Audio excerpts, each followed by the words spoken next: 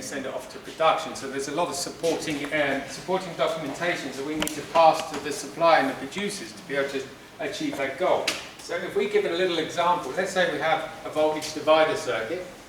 So we have a resistor, we have another resistor, and then down here we have our ground, and then here we have our positive, yeah? And then we can add, just for a little bit of fun, we'll add a little bit of bulk capacitance on there as well, yeah? So if I want to do it, wants to go the other side, sorry. So add a bit of bulk capacitance on here as well, okay?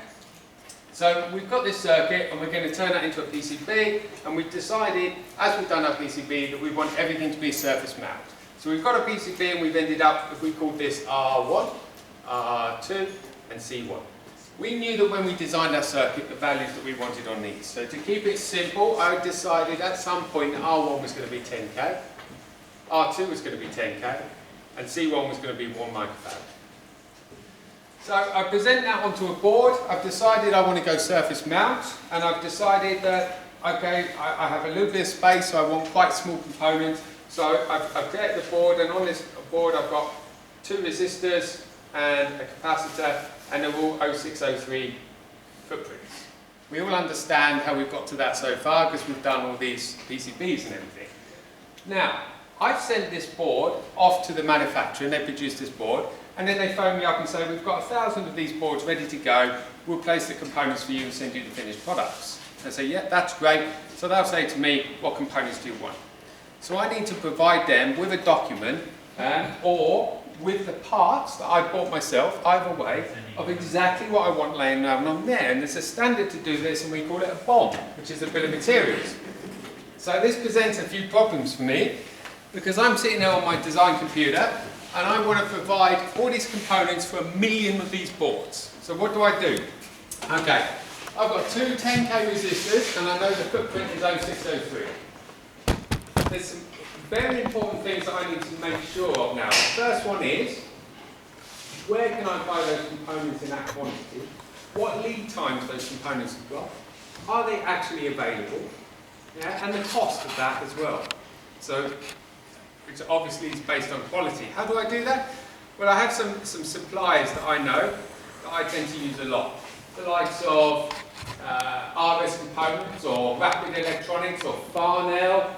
All these kinds of supplier components. So in this instance, I'm going to go to the website Farnell, which I can't reach because I've one W too few. Okay, so I'm looking at Farnell, loads of electronics. If I was to type in 10k resistor, I want to find a 10k resistor. Okay, interesting that.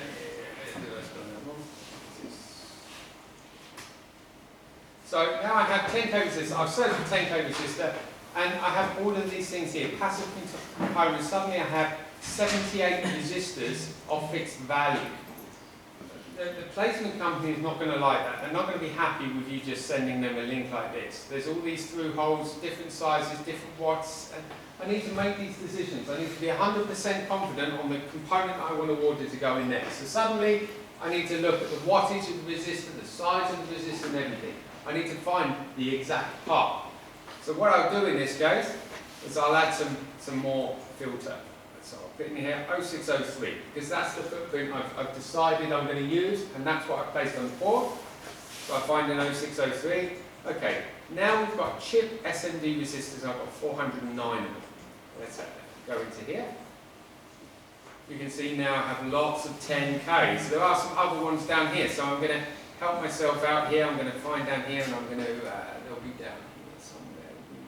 A place where I can say exactly the information. So I want 0603, yes. And then down here as well, we'll have somewhere that I can say the value of the resistor. May not be there because I've already selected 10K at the top. They're all 10K, man. Yeah, they're all 10K. Next, a very important thing, I only want one that's in stock. There's no point in you specifying a resistor I can't buy or get hold of. It's only going to delay my product. So I'll click on there that I want it in stock. I certainly don't want one that has suddenly become end of life, so I need to be aware of that as well. So clicking as suitable for new designs is also a good filter option. It means it's not going to go out of production. And now I have a whole list of 10k resistors in the same size that I need. So all I will do now is I'm going to go price low to high, because I'm quite tight and I want to get a good deal. And so now we're looking down here that we've got 0.1 watt. I'm happy with that. We've got an 0603, it's a 10k, but it only comes in a reel, and the minimum I can buy is 5,000. Is that appropriate for me in this case? If I'm making only 10 boards, I don't want to be buying 5,000 of these resistors, right? So I need to be very clear about the exact one I want. So if I'm scrolling down here, we can all see, look, this one I can buy 10 of, and they will come in at 0.2p each. So if I bought 10 of them, I'd be at 2.4p. I'd be quite happy with that. So in this case, I'm going to go and look at this resistor, double check everything's good, 10k, 100 milliwatt, 0603, looks good for my job. Here's the information that I now need to transfer onto my bill of materials. So I'll get my bill of materials up here. We'll stick both of these up together. And so now I know my supplier, Farnell. My stock number for that supplier. Okay, so we look around here and we find the stock number. This is the manufacturer part number down here. That's no good for me. So where are we looking for stock number? Find that anywhere. Because really what I'm looking for is the ability for the person that I send this information to go to the exact part that I wanted to buy. You see a stock number there, John? Yeah, here we go. Yeah. Order code. Yeah. Yeah? Okay, so if I was to go to Farnell, if I was somebody else and I wanted to go to Farnell, so I'm just very quickly search for that. Bang. That's what I want to see, yeah? So I'm going to now put that stock number in there, like so. And then my part number, which is the manufacturer part number, which is here, the manufacturer part number, just in case I need to use a different supplier for some reason, then I can find the exact part from a different supplier. And then here, all I'm going to do here is I'm going to make a copy of this. It may well be the case that the company that you work for only trade with one electronic supplier, in which case your life becomes really easy, because you, as Mike said, you can go Farnell, RS, Rapid Electronics. You can carry on shopping forever and just, well, you don't, it's like when you buy something off eBay, you're always trying to find it a bit cheaper, aren't you? But life's a bit simpler if you just assume one supplier, and I don't mind people doing that. So if you just assume that your only supplier is RS or Farnell, that's fine. Okay. So then to complete this, now I've added my supplier, stock number, the part number, the description, which is basically a copy, the price each, the amount I want to buy, and the total cost of that's going to cost me. And I will have to do that for every single component on my board. I need to get the footprint right. That is absolute. If you don't, what tends to happen is the PCB people, so the manufacturer will manufacture a PCB, and then at the same time while that's being manufactured, there'll be somebody procuring the parts. And those parts will be procured ready. When the PCB is ready, they'll be passed to a pick and place or an assembly division.